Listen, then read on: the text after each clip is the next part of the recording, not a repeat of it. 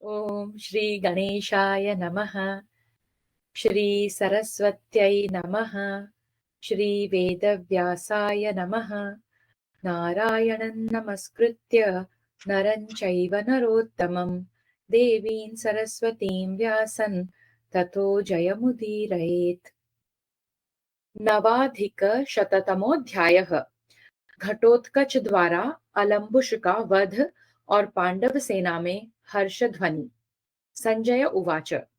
संजय कहते हैं, राजन, युद्ध में इस प्रकार निर्भय से विचरते हुए अलम्बुश के पास हिडिंबा कुमार घटोत्कच बड़े वेग से जा पहुंचा और उसे अपने तीखे बाणों द्वारा बींधने लगा। वे दोनों राक्षसों में सिंह के समान पराक्रमी थे और इंद्र तथा शंबरासुर के समान नाना प्रकार की मायाओं का प्रयोग करते थे। उन दोनों में बड़ा भयंकर युद्ध हुआ। अलम्बुश ने अत्यंत कुपित होकर घटोत्कच को घायल कर दिया। वे दोनों राक्षस समाज के मुखिया थे। प्रभो, जैसे पूर्व काल में श्री राम और रावण का संग्राम हुआ था, उसी प्रकार उन दोनों में भी युद्ध हुआ। घटोत्कच ने 20 नाराजों द्वारा अलम्बुश की छाती में गहरी चोट पहुंचाकर बारंबार सिंह के समान गर्जना की। राजन, इसी प्रकार अलम्बुश भी युद्ध दुर्मद घटोत्कच को बारंबार घायल करके समूचे आकाश को हर्षपूर्वक गुंजाता हुआ सिंहनाद करता था। इस प्रकार अत्यंत क्रोध में भरे हुए वे दोनों महाबली राक्षस राज परस्पर मायाओं को प्रयोग करते हुए समान रूप से युद्ध करने लगे। वे प्रतिदिन सैकड़ों मायाओं की सृष्टि करने वाले थे और दोनों ही माया युद्ध में कुशल थे। अतः एक दूसरे को मोहित करते हुए माया द्वारा ही युद्ध करने लगे। नरेश्वर, घटोत्कच युद्ध स्थल में जो जो माया दिखाता उसे अलम्बुश अपनी माया द्वारा ही नष्ट कर देता था। माया युद्ध विशारद राक्षस राज अलम्बुश को इस प्रकार युद्ध करते देख समस्त पांडव कुपित हो उठे। राजन, वे अत्यंत उद्विग्न हुए। भीमसेन आदि श्रेष्ठ वीर क्रोध में भरकर रथों द्वारा सब ओर से अलम्बुश पर टूट पड़े। माननीय नरेश, जैसे जलती हुई उल्काओं द्वारा चारों ओर से घेर कर हाथी पर प्रहार किया जाता है, उसी प्रकार रथ समूह के द्वारा अलम्बुश को कोष्ठबद्ध करके वे सब लोग चारों ओर से उस पर बाणों की वर्षा करने लगे। उस समय अलम्बुश अपने अस्त्रों की माया से उनके उस महान अस्त्र वेग को दबाकर रथ समूह के उस घेरे से मुक्त हो गया, मानो कोई गजराज दावानल के घेरे से बाहर हो गया हो। उसने इंद्र के वज्र की भांति घोर टंकार करने वाले अपने भयानक धनुष को तानकर भीमसेन को 25 और उनके पुत्र घटोत्कच को 5 बाण मारे। आर्य, उसने युधिष्ठिर को 3, सहदेव को 7, नकुल को 73 और द्रौपदी पुत्रों को 5-5 बाणों से घायल करके घोर गर्जना की। तब भीमसेन ने 9, सहदेव ने 5 और युधिष्ठिर ने 100 बाणों से राक्षस अलम्बुश को घायल कर दिया। तत्पश्चात नकुल ने 64 और द्रौपदी कुमारों ने 3-3 बाणों से अलम्बुश को बींध डाला। तदनंतर महाबली हिडिंबा कुमार ने युद्ध स्थल में उस राक्षस को 50 बाणों से घायल करके पुनः 70 बाणों द्वारा बींध डाला और बड़े जोर से गर्जना की। राजन, उसके महान सिंहनाद से वृक्षों, जलाशयों, पर्वतों और वनों सहित यह सारी पृथ्वी कांप उठी। उन महाधनुर्धर महारथियों द्वारा सब ओर से अत्यंत घायल होकर बदले में अलम्बुश ने भी 5-5 बाणों से उन सब को वेध दिया। भरत श्रेष्ठ, उस युद्ध स्थल में कुपित हुए राक्षस अलम्बुश को क्रोध में भरे हुए निशाचर घटोत्कच ने 7 बाणों से घायल कर दिया। बलवान घटोत्कच द्वारा अत्यंत क्षत विक्षत होकर उस महाबली राक्षस राज ने तुरंत ही सान पर चढ़ाकर तेज किए हुए सुवर्ण में पंख वाले बाणों की वर्षा आरंभ कर दी। जैसे रोष में भरे हुए महाबली सर्प पर्वत से शिखर पर चढ़ जाते हैं, उसी प्रकार अलम्बुश के वे झुकी हुई गांठ वाले बाण उस समय घटोत्कच के शरीर में घुस गए। राजन, तदनंतर पांडव तथा हिडिंबा कुमार घटोत्कच सब ने उद्विग्न होकर सब ओर से अलम्बुश पर पैने बाणों की वर्षा प्रारंभ कर दी। विजय से उल्लसित होने वाले पांडवों द्वारा समर भूमि में विद्ध होकर मर्त्य धर्म को प्राप्त हुए अलम्बुश से कुछ भी करते न बना। तब समर कुशल महाबली भीमसेन कुमार ने अलम्बुश को उस अवस्था में देखकर मन ही मन उसके वध का निश्चय किया। उसने जले हुए पर्वत शिखर तथा कटे छटे कोयले के पहाड़ के समान प्रतीत होने वाले राक्षस राज अलम्बुश के रथ पर पहुंचने के लिए महान वेग प्रकट किया। क्रोध में भरे हुए हिडिंबा कुमार ने अपने रथ से अलम्बुश के रथ पर कूदकर उसे पकड़ लिया और जैसे गरुड़ सर्प को टांग लेता है, उसी प्रकार उसने भी अलम्बुश को रथ से उठा लिया। दोनों भुजाओं से अलम्बुश को ऊपर उठाकर घटोत्कच ने बारंबार घुमाया और जैसे जल से भरे हुए घड़े को पत्थर पर पटक दिया जाए, उसी प्रकार उसे शीघ्र ही पृथ्वी पर दे मारा। घटोत्कच में बल और फुर्ती दोनों विद्यमान थे। वह अद्भुत पराक्रम से संपन्न था। उसने रण क्षेत्र में कुपित होकर आपकी समस्त सेनाओं को भयभीत कर दिया। वीर घटोत्कच के द्वारा मारे गए शालकंटकटा के पुत्र अलम्बुश के सारे अंग फट गए थे। उसकी हड्डियां चूर चूर हो गई थी और वह बड़ा भयंकर दिखाई देता था। उस निशाचर अलम्बुश के मारे जाने पर कुंती के सभी पुत्र प्रसन्नचित्त हो सिंहनाद करने और वस्त्र हिलाने लगे। भरत श्रेष्ठ, टूट फूट कर गिरे हुए पर्वत के समान महाबली राक्षस राज अलम्बुश को मरा गया देख आपके शूरवीर योद्धा तथा उनकी सारी सेनाएं हाहाकार करने लगी। पृथ्वी पर अकस्मात टूट कर गिरे हुए मंगल ग्रह के समान धराशायी हुए उस राक्षस को बहुत से मनुष्य कुतूहलवश देखने लगे। जैसे इंद्र ने बलासुर का वध करके महान सिंहनाद किया था, उसी प्रकार घटोत्कच ने उस बलवानों में श्रेष्ठ अलम्बुश को मारकर बड़े जोर से गर्जना की। तदनंतर घटोत्कच धर्मपुत्र राजा युधिष्ठिर के पास जाकर हाथ जोड़ मस्तक नवाकर अपना कर्म निवेदन करता हुआ उनके चरणों में गिर पड़ा। राजन, तब ज्येष्ठ पांडव ने उसका मस्तक सूंघ कर उसे हृदय से लगा लिया और कहा, वत्स, मैं तुम पर बहुत प्रसन्न हूं। उस समय युधिष्ठिर के नेत्र हर्ष से खिल उठे थे। शाल कंटकटा के पुत्र राक्षस अलम्बुश को जब घटोत्कच ने पृथ्वी पर रगड़कर मार डाला, तब सब लोग बहुत प्रसन्न हुए। पके हुए अलम्बुश मुंडीर फल के समान अपने शत्रु अलम्बुश को मारकर घटोत्कच वह दुष्कर पराक्रम करने के कारण अपने पिता पांडवों तथा बंधु बांधवों से सम्मानित एवं प्रशंसित हो उस समय बड़ी प्रसन्नता का अनुभव करने लगा। तत्पश्चात पांडव पक्ष में शंख ध्वनि तथा नाना प्रकार के बाणों की सनसनाहट के शब्द से मिला हुआ बड़ा भारी आनंद कोलाहल प्रकट हुआ। उसे सुनकर समस्त पांडव बड़े प्रसन्न हुए। वह आनंद ध्वनि जगत में बहुत दूर तक फैल गई। इस प्रकार श्री महाभारत द्रोण पर्व के अंतर्गत जयद्रथ पर्व में अलम्बुश वध विषयक 109वां अध्याय पूरा हुआ। दशाधिकशततमोऽध्यायः।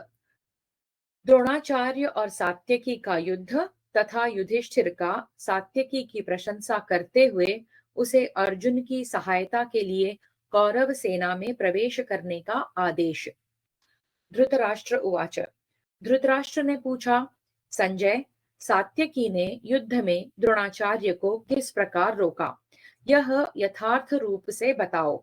इसे सुनने के लिए मेरे मन में महान कौतूहल हो रहा है।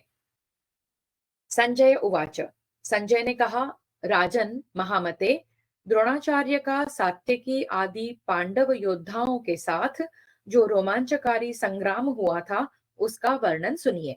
माननीय नरेश, द्रोणाचार्य ने जब अपनी सेना को युयुधान के द्वारा पीड़ित होते देखा, तब वे सत्य पराक्रमी सात्यकी पर स्वयं ही टूट पड़े।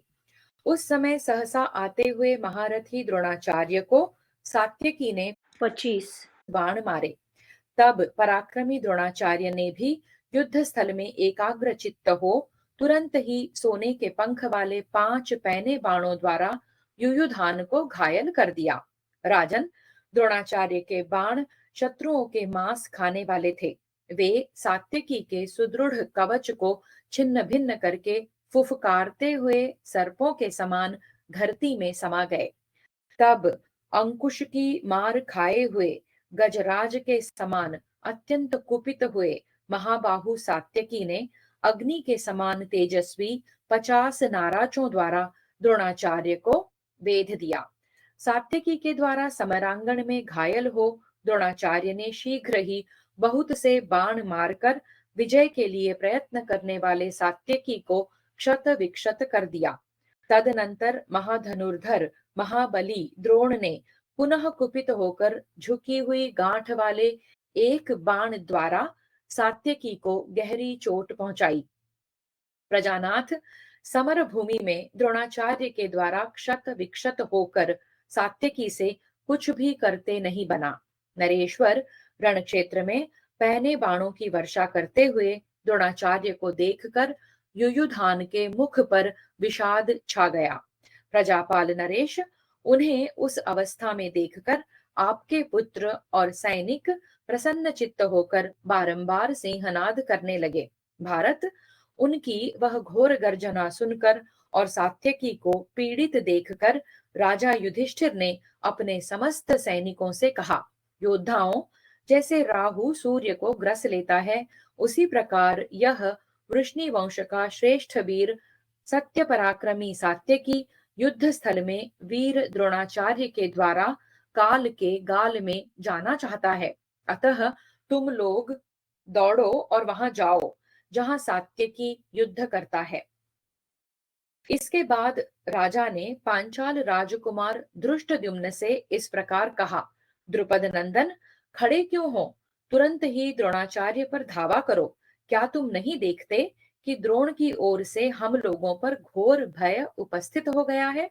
जैसे कोई बालक डोर में बंधे हुए पक्षी के साथ खेलता है, उसी प्रकार ये महाधनुर्धर द्रोण युद्ध स्थल में युयुधान के साथ क्रीड़ा करते हैं। अतः तुम्हारे साथ भीमसेन आदि सभी महारथी वहीं युयुधान के रथ के समीप जाएं। फिर मैं भी संपूर्ण सैनिकों के साथ तुम्हारे पीछे पीछे आऊंगा। इस समय यमराज की दाढ़ों में पहुंचे हुए सात्यकी को छुड़ाओ। भारत, ऐसा कहकर राजा युधिष्ठिर ने उस समय रण क्षेत्र में युयुधान की रक्षा के लिए अपनी सारी सेना के साथ द्रोणाचार्य पर आक्रमण किया। राजन, आपका भला हो। अकेले द्रोणाचार्य के साथ युद्ध करने की इच्छा से आए हुए पांडवों और सृंजयों का वहां सब ओर महान कोलाहल छा गया। वे मनुष्यों में व्याघ्र के समान पराक्रमी सैनिक महारथी द्रोणाचार्य के पास जाकर कंक और मोर के पंखों से युक्त तीखे बाणों की वर्षा करने लगे। राजन, जैसे घर पर आए हुए अतिथियों का जल और आसन आदि के द्वारा सत्कार किया जाता है, उसी प्रकार द्रोणाचार्य ने स्वयं उन समस्त आक्रमणकारी वीरों की मुस्कुराते हुए ही अगवानी की। जैसे अतिथि सत्कार में निपुण गृहस्थ के घर जाकर अतिथि तृप्त होते हैं, उसी प्रकार धनुर्धर द्रोणाचार्य के बाणों से उन सब की यथेष्ट तृप्ति की गई। प्रभो, जैसे दोपहर के प्रचंड मार्तंड की ओर देखना कठिन होता है, उसी प्रकार वे समस्त योद्धा भरद्वाज नंदन द्रोणाचार्य की ओर देखने में भी समर्थ न हो सके। शस्त्रधारियों में श्रेष्ठ द्रोणाचार्य उन समस्त महाधनुर्धरों को अपने बाण समूहों द्वारा उसी प्रकार संतप्त करने लगे जैसे अंशुमाली सूर्य अपनी किरणों से जगत को संताप देते हैं। महाराज, उस समय द्रोणाचार्य की मार खाते हुए पांडव और सृंजय सैनिक कीचड़ में फंसे हुए हाथियों के समान कोई रक्षक न पा सके। जैसे सूर्य की किरणें सब ओर ताप प्रदान करती हुई फैल जाती हैं, उसी प्रकार द्रोणाचार्य के विशाल बाण सब ओर फैलते और शत्रुओं को संतप्त करते दिखाई देते थे। उस युद्ध में द्रोणाचार्य के द्वारा पांचालों के 25 सुप्रसिद्ध महारथी मारे गए, जो धृष्टद्युम्न को बहुत ही प्रिय थे। लोगों ने देखा, पांडवों और पांचालों की समस्त सेनाओं में जो मुख्य मुख्य योद्धा हैं, उन्हें शूरवीर द्रोणाचार्य चुन चुनकर मार रहे हैं। महाराज, 100 केकय योद्धाओं को मारकर शेष सैनिकों को चारों ओर खदेड़ने के पश्चात द्रोणाचार्य मुंह बाए हुए यमराज के समान खड़े हो गए। नरेश्वर, महाबाहु द्रोणाचार्य ने पांचाल, सृंजय, मत्स्य और केकयों के सैकड़ों तथा सहस्रों वीरों को परास्त किया। जैसे घोर जंगल में दावानल से व्याप्त हुए वनवासी जंतुओं की क्रंदन ध्वनि सुनाई पड़ती है, उसी प्रकार द्रोणाचार्य के बाणों से घायल हुए उन विपक्षी योद्धाओं का आर्तनाद वहां श्रवण गोचर होता था। नरेश्वर, उस समय वहां आकाश में खड़े हुए देवता, पितर और गंधर्व कहते थे, ये पांचाल और पांडव अपने सैनिकों के साथ भागे जा रहे हैं। इस प्रकार समरांगण में सोमकों का वध करते हुए द्रोणाचार्य के सामने न तो कोई जा सके और न कोई उन्हें चोट ही पहुंचा सके। बड़े बड़े वीरों का संहार करने वाला वह भयंकर संग्राम चल ही रहा था कि सहसा कुंती कुमार युधिष्ठिर ने पांचजन्य की ध्वनि सुनी। भगवान श्री कृष्ण के फूंकने पर वह शंखराज पांचजन्य बड़े जोर से अपनी ध्वनि का विस्तार कर रहा था। सिंधुराज जयद्रथ की रक्षा में नियुक्त हुए वीरगण युद्ध में संलग्न थे। अर्जुन के रथ के पास आपके पुत्र और सैनिक गरज रहे थे तथा गांडीव धनुष की टंकार सब ओर से दब गई थी।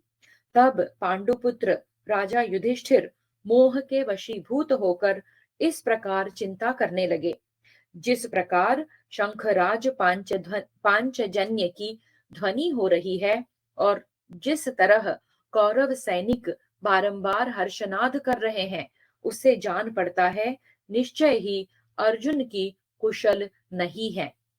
ऐसा विचार कर अजात शत्रु कुंती कुमार युधिष्ठिर का हृदय व्याकुल हो उठा। वे चाहते थे कि जयद्रथ वध का कार्य निर्विघ्न पूर्ण हो जाए। अतः बारंबार मोहित हो अश्रु गद गद वाणी में शिनी प्रवर सात्यकी को संबोधित करके बोले। युधिष्ठिर उवाच।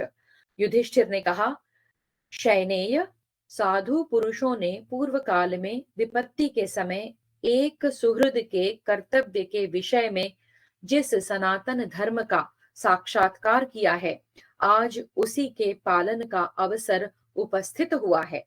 शिनी प्रवर सात्य के इस दृष्टि से विचार करने पर मैं समस्त योद्धाओं में किसी को भी तुमसे बढ़कर अपना अतिशय सुहृद नहीं समझ पाता हूं। जो सदा प्रसन्न चित्त रहता हो तथा जो नित्य निरंतर अपने प्रति अनुराग रखता हो, उसी को संकट काल में किसी महत्वपूर्ण कार्य का संपादन करने के लिए नियुक्त करना चाहिए, ऐसा मेरा मत है। वार्ष्णेय, जैसे भगवान श्री कृष्ण सदा पांडवों के परम आश्रय हैं, उसी प्रकार तुम भी हो। तुम्हारा पराक्रम भी श्री कृष्ण के समान ही है। अतः मैं तुम पर जो कार्यभार रख रहा हूं, उसका तुम्हें निर्वाह करना चाहिए। मेरे मनोरथ को सदा सफल बनाने की ही तुम्हें चेष्टा करनी चाहिए। नरश्रेष्ठ, अर्जुन तुम्हारा भाई, मित्र और गुरु है। वह युद्ध के मैदान में संकट में पड़ा हुआ है, अतः तुम उसकी सहायता के लिए प्रयत्न करो। तुम सत्यव्रती, शूरवीर तथा मित्रों को अभय देने वाले हो। वीर, तुम अपने कर्मों द्वारा संसार में सत्यवादी के रूप में विख्यात हो। शयनेय, जो मित्र के लिए युद्ध करते हुए शरीर का त्याग करता है तथा जो ब्राह्मणों को समूची पृथ्वी का दान करता है, वे दोनों समान पुण्य के भागी होते हैं। हमने सुना है कि बहुत से राजा ब्राह्मणों को विधि पूर्वक इस समूची पृथ्वी का दान करके स्वर्गलोक में गए हैं। धर्मात्मन, इसी प्रकार तुमसे भी मैं अर्जुन की सहायता के लिए हाथ जोड़कर याचना करता हूँ। प्रभो, ऐसा करने से तुम्हें पृथ्वी दान के समान अथवा उससे भी अधिक फल प्राप्त होगा। सात्यके, मित्रों को अभय प्रदान करने वाले एक तो भगवान श्री कृष्ण ही सदा हमारे लिए युद्ध में अपने प्राणों का परित्याग करने के लिए उद्यत रहते हैं, और दूसरे तुम युद्ध में सुयश पाने की इच्छा रखकर पराक्रम करने वाले वीर पुरुष की सहायता कोई शूरवीर पुरुष ही कर सकता है। दूसरा कोई निम्न कोटि का मनुष्य उसका सहायक नहीं हो सकता। माधव, ऐसे घोर युद्ध में लगे हुए रण क्षेत्र में अर्जुन का सहायक एवं संरक्षक होने योग्य तुम्हारे सिवा दूसरा कोई नहीं है। पांडुपुत्र अर्जुन ने तुम्हारे सैकड़ों कार्यों की प्रशंसा करते और मेरा हर्ष बढ़ाते हुए बारंबार तुम्हारे गुणों का वर्णन किया था। वह कहता था, सात्यकी के हाथों में बड़ी फुर्ती है। वह विचित्र रीति से युद्ध करने वाला और शीघ्रता पूर्वक पराक्रम दिखाने वाला है। संपूर्ण अस्त्रों का ज्ञाता, विद्वान एवं शूरवीर सात्यकी युद्ध स्थल में कभी मोहित नहीं होता है। उसके कंधे महान, छाती चौड़ी, भुजाएं बड़ी बड़ी और ठोड़ी विशाल एवं हृष्ट पुष्ट है। वह महाबली, महापराक्रमी, महामनस्वी और महारथी है। सात्यकी मेरा शिष्य और सखा है। मैं उसको प्रिय हूँ और वह मुझे। युयुधान मेरा सहायक होकर मेरे विपक्षी कौरवों का संहार कर डालेगा। राजेंद्र महाराज, यदि युद्ध के श्रेष्ठ मुहाने पर हमारी सहायता के लिए भगवान श्री कृष्ण, बलराम, अनिरुद्ध, महारथी प्रद्युम्न, गद, सारण अथवा वृष्णि वंशियों सहित सांब कवच धारण करके तैयार होंगे, तो भी मैं पुरुष सिंह सत्य पराक्रमी शिनी पौत्र सात्यकी को अवश्य ही अपनी सहायता के कार्य में नियुक्त करूंगा, क्योंकि मेरी दृष्टि में दूसरा कोई सात्यकी के समान नहीं है। तात, इस प्रकार अर्जुन ने द्वैत वन में श्रेष्ठ पुरुषों की सभा में तुम्हारे यथार्थ गुणों का वर्णन करते हुए परोक्ष में मुझसे उपर्युक्त बातें कही थी। वार्ष्णेय, अर्जुन का, मेरा, भीमसेन का तथा दोनों माद्री कुमारों का तुम्हारे विषय में जो वैसा संकल्प है, उसे तुम्हें व्यर्थ नहीं करना चाहिए। जब मैं तीर्थों में विचरता हुआ द्वारका में गया था, वहां भी अर्जुन के प्रति जो तुम्हारा भक्ति भाव है, उससे मैंने प्रत्यक्ष देखा था। शयनेय, इस विनाशकारी संकट में पड़े हुए हम लोगों की तुम जिस प्रकार सेवा एवं सहायता कर रहे हो, वैसा सौहार्द मैंने तुम्हारे सिवा दूसरों में नहीं देखा है। महाबाहु महाधनुर्धर माधव, वही तुम हम लोगों पर कृपा करने के लिए ही उत्तम कुल में जन्म ग्रहण, अर्जुन के प्रति भक्ति भाव, मैत्री, गुरु भाव, सौहार्द, पराक्रम, कुलीनता और सत्य के अनुपम कर्म करो। द्रोणाचार्य द्वारा दी गई कवच धारणा से सुरक्षित हो दुर्योधन सहसा अर्जुन का सामना करने के लिए गया है। बहुतेरे कौरव महारथियों ने पहले से ही उसका पीछा किया था। जहां अर्जुन है वह जहां अर्जुन है उस ओर बड़े जोर की गर्जना सुनाई दे रही है। अतः दूसरों को मान देने वाले शयनेय, तुम्हें शीघ्रता पूर्वक बड़े वेग से वहां जाना चाहिए। भीमसेन और हम लोग अपने सैनिकों के साथ सब प्रकार से सावधान हैं। यदि द्रोणाचार्य तुम्हारा पीछा करेंगे तो हम सब लोग उन्हें रोकेंगे। शयनेय, वह देखो, उधर युद्ध स्थल में सेनाएं भाग रही हैं। रण क्षेत्र में महान कोलाहल हो रहा है और मोर्चे बंदी करके खड़ी हुई कौरवी सेना में दरारें पड़ रही हैं। तात, पूर्णिमा के दिन प्रचंड वायु के वेग से विक्षुब्ध हुए समुद्र के समान सव्यसाची अर्जुन के द्वारा पीड़ित हुई दुर्योधन की सेना में हलचल मच गई है।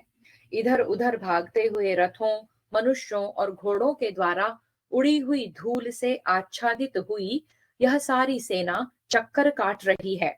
शूरवीरों का संहार करने वाला अर्जुन नखर यानी कि बघ नखे और प्रासों द्वारा युद्ध करने वाले तथा अधिक संख्या में एकत्र हुए सिंधु सौवीर देश के शूरवीर सैनिकों से घिर गया है। इस सेना का निवारण किए बिना जयद्रथ को जीतना असंभव है। ये सभी सैनिक सिंधुराज के लिए अपना जीवन न्यौछावर कर चुके हैं।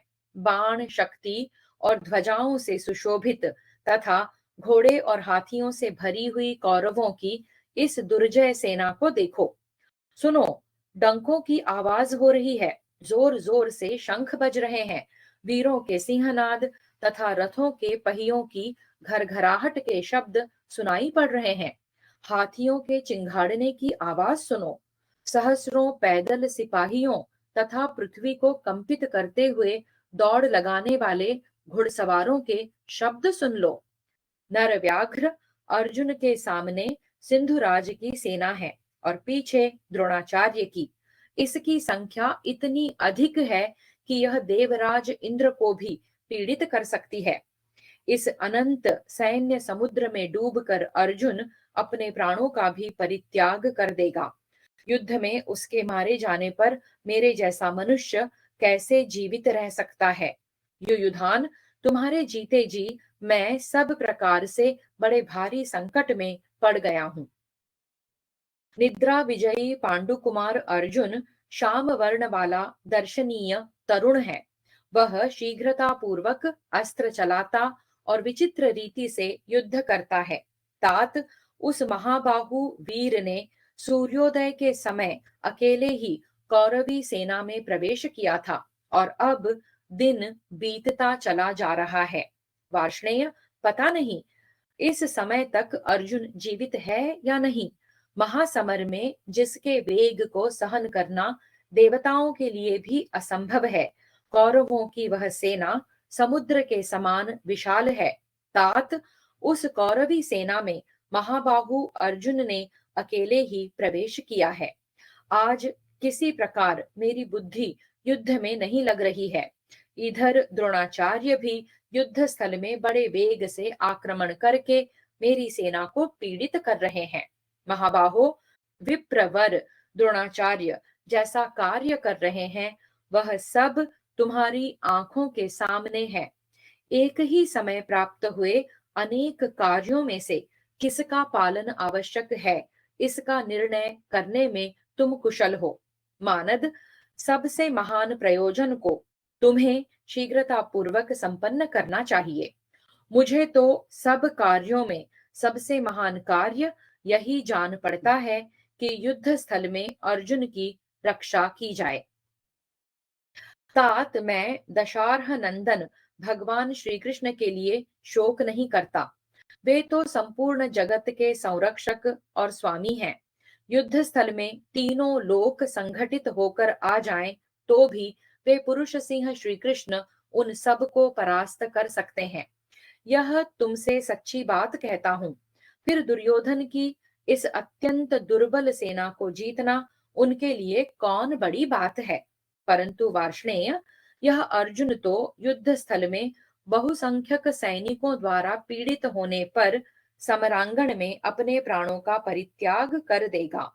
इसलिए मैं शोक और दुख में डूबा जा रहा हूँ।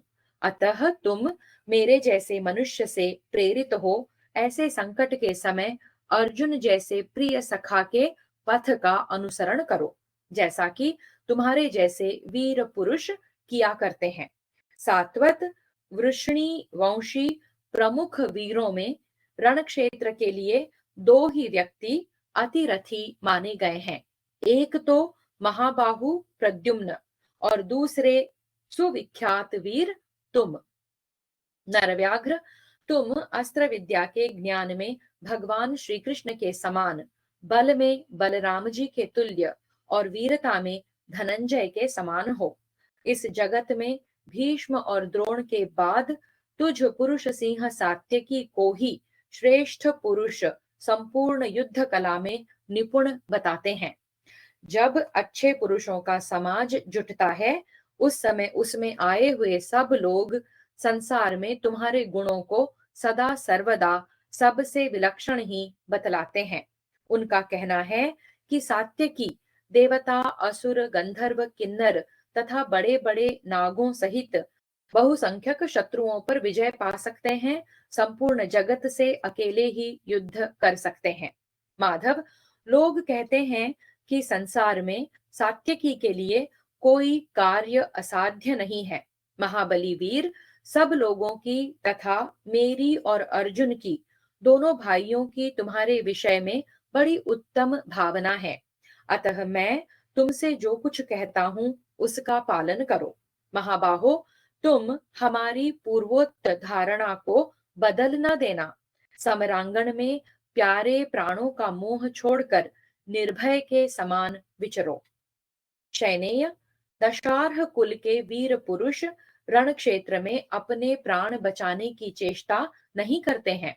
युद्ध से मुंह मोड़ना, युद्ध स्थल में डटे न रहना और संग्राम भूमि में पीठ दिखाकर भागना, यह कायरों और अधम पुरुषों का मार्ग है। दशार्ह कुल के वीर पुरुष इससे दूर रहते हैं। तात, शिनी प्रवर, धर्मात्मा अर्जुन तुम्हारा गुरु है तथा भगवान श्री कृष्ण तुम्हारे और बुद्धिमान अर्जुन के भी गुरु हैं। इन दोनों कारणों को जानकर मैं तुमसे इस कार्य के लिए कह रहा हूं। तुम मेरी बात की अवहेलना न करो, क्योंकि मैं तुम्हारे गुरु का भी गुरु हूं। तुम्हारा वहां जाना भगवान श्री कृष्ण को, मुझको तथा अर्जुन को भी प्रिय है। यह मैंने तुमसे सच्ची बात कही है। अतः जहां अर्जुन है वहां जाओ। सत्य पराक्रमी वत्स, तुम मेरी इस बात को मानकर दुर्बुद्धि दुर्योधन की इस सेना में प्रवेश करो। सात्वत, इसमें प्रवेश करके यथा योग्य सब महारथियों से मिलकर युद्ध में अपने अनुरूप पराक्रम दिखाओ। इस प्रकार श्री महाभारत द्रोण पर्व के अंतर्गत जयद्रथ वध पर्व में युधिष्ठिर वाक्य विषयक 110वां अध्याय पूरा हुआ। एकादशाधिकशततमोऽध्यायः। सात्यकी और युधिष्ठिर का संवाद। संजय उवाच। संजय कहते हैं, राजन, धर्मराज का वह वचन प्रेम पूर्ण, मन को प्रिय लगने वाला, मधुर अक्षरों से युक्त, सामयिक, विचित्र, कहने योग्य तथा न्याय संगत था। भरत श्रेष्ठ, उसे सुनकर शिनी प्रवर सात्यकी ने युधिष्ठिर को इस प्रकार उत्तर दिया। अपनी मर्यादा से कभी च्युत न होने वाले नरेश, आपने अर्जुन की सहायता के लिए जो जो बातें कही हैं वह सब मैंने सुन ली। आपका कथन अद्भुत, न्याय संगत और यश की वृद्धि करने वाला है। राजेंद्र, ऐसे समय में मेरे जैसे प्रिय व्यक्ति को देखकर आप जैसी बात कह सकते हैं वैसी ही कही है। आप अर्जुन से जो कुछ कह सकते हैं वही आपने मुझसे भी कहा है। महाराज, अर्जुन के हित के लिए मुझे किसी प्रकार भी अपने प्राणों की रक्षा की चिंता नहीं करनी है। फिर आपका आदेश मिलने पर मैं इस महायुद्ध में क्या नहीं कर सकता हूँ। नरेंद्र, आपकी आज्ञा हो तो देवताओं, असुरों तथा मनुष्यों सहित तीनों लोकों के साथ मैं युद्ध कर सकता हूँ। फिर यहाँ इस अत्यंत दुर्बल कौरवी सेना का सामना करना कौन बड़ी बात है। राजन, मैं रण क्षेत्र में आज चारों ओर घूमकर दुर्योधन की सेना के साथ युद्ध करूंगा और उस पर विजय पाऊंगा। यह मैं आपसे सच्ची बात कहता हूँ। राजन, मैं कुशल पूर्वक रहकर सकुशल अर्जुन के पास पहुंच जाऊंगा और जयद्रथ के मारे जाने पर उनके साथ ही आपके पास लौट आऊंगा। परंतु नरेश्वर, भगवान श्री कृष्ण तथा बुद्धिमान अर्जुन ने युद्ध के लिए जाते समय मुझसे जो कुछ कहा था, वह सब आपको सूचित कर देना मेरे लिए अत्यंत आवश्यक है। अर्जुन ने सारी सेना के बीच में भगवान श्री कृष्ण के सुनते हुए मुझे बारंबार कहकर दृढ़ता पूर्वक बांध लिया है। उन्होंने कहा था, माधव, आज मैं जब तक जयद्रथ का वध करता हूं, तब तक युद्ध में तुम श्रेष्ठ बुद्धि का आश्रय लेकर पूरी सावधानी के साथ राजा युधिष्ठिर की रक्षा करो। महाबाहो, मैं तुम पर अथवा महारथी प्रद्युम्न पर ही भरोसा करके राजा को धरोहर की भांति सौंप कर निरपेक्ष भाव से जयद्रथ के पास जा सकता हूँ। माधव, तुम जानते ही हो कि रण क्षेत्र में श्रेष्ठ पुरुषों द्वारा सम्मानित आचार्य द्रोण कितने वेगशाली हैं। उन्होंने जो प्रतिज्ञा कर रखी है, उसे भी तुम प्रतिदिन सुनते ही होंगे।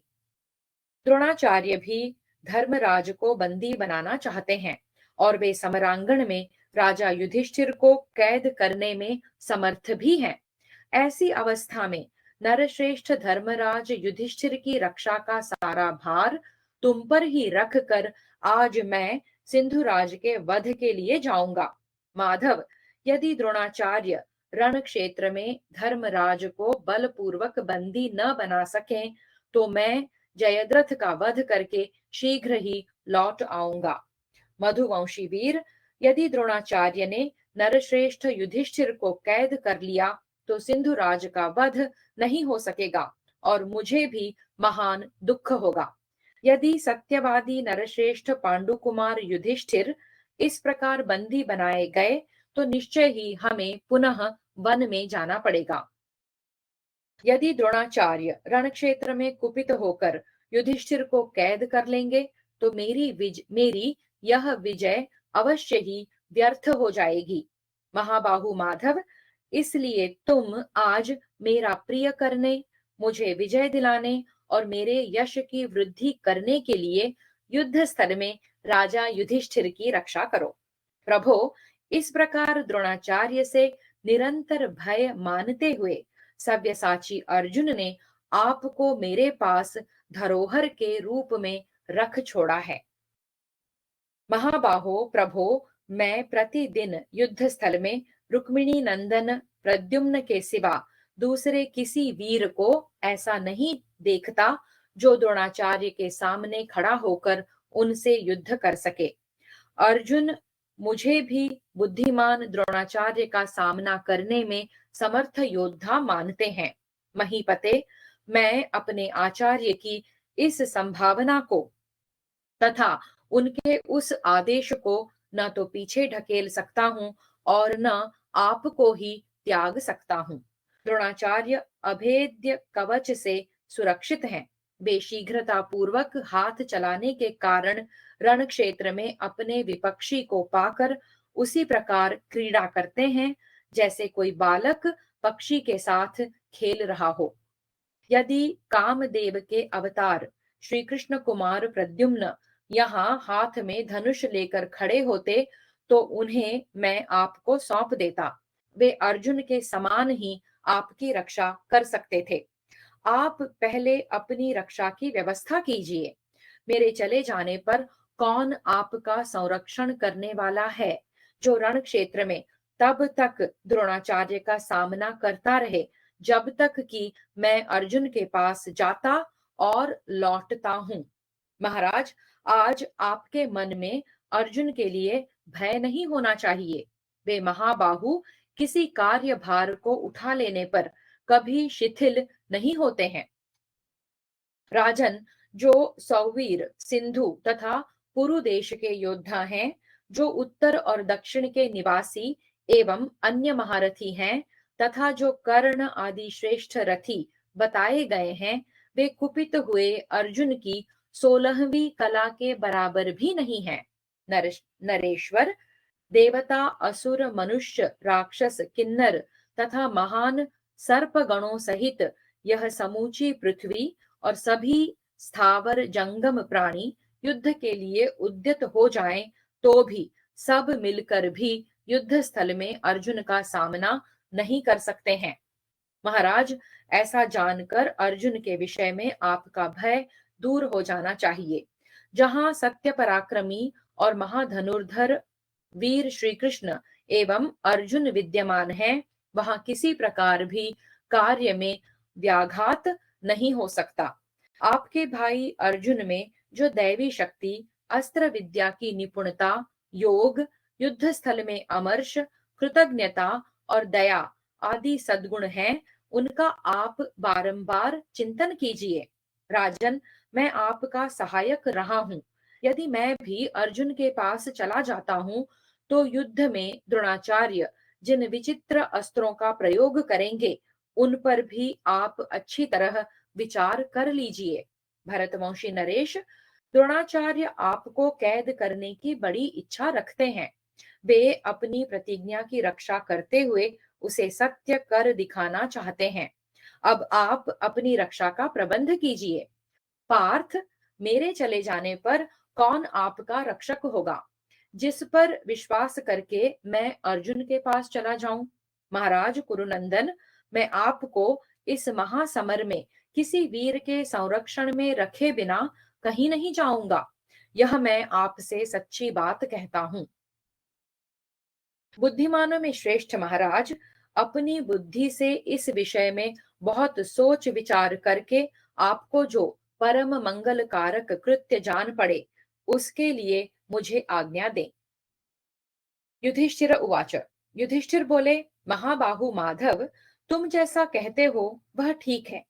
आर्य श्वेतवाहन द्रोणाचार्य की ओर से मेरा हृदय शुद्ध निश्चिंत नहीं हो रहा है। मैं अपनी रक्षा के लिए महान प्रयत्न करूंगा। तुम मेरी आज्ञा से वहीं जाओ जहां अर्जुन गया है। मुझे युद्ध में अपनी रक्षा करनी चाहिए या अर्जुन के पास तुम्हें भेजना चाहिए? इन दोनों बातों पर तुम स्वयं ही अपनी बुद्धि से विचार करके वहां जाना ही पसंद करो। अतः जहां अर्जुन गया है, वहां जाने के लिए तुम तैयार हो जाओ। महाबली भीमसेन मेरी भी रक्षा कर लेंगे। तात भाइयों सहित धृष्टद्युम्न, महाबली भूपालगण तथा द्रौपदी के पांचों पुत्र मेरी रक्षा कर लेंगे, इसमें संशय नहीं है। तात, पांचों भाई केकय राजकुमार, राक्षस घटोत्कच, विराट, द्रुपद, महारथी शिखंडी, धृष्टकेतु, बलवान मामा कुंती भोज, पुरुजित, नकुल, सहदेव, पांचाल तथा सृंजय वीरगण, ये सभी सावधान होकर निस्संदेह मेरी रक्षा करेंगे।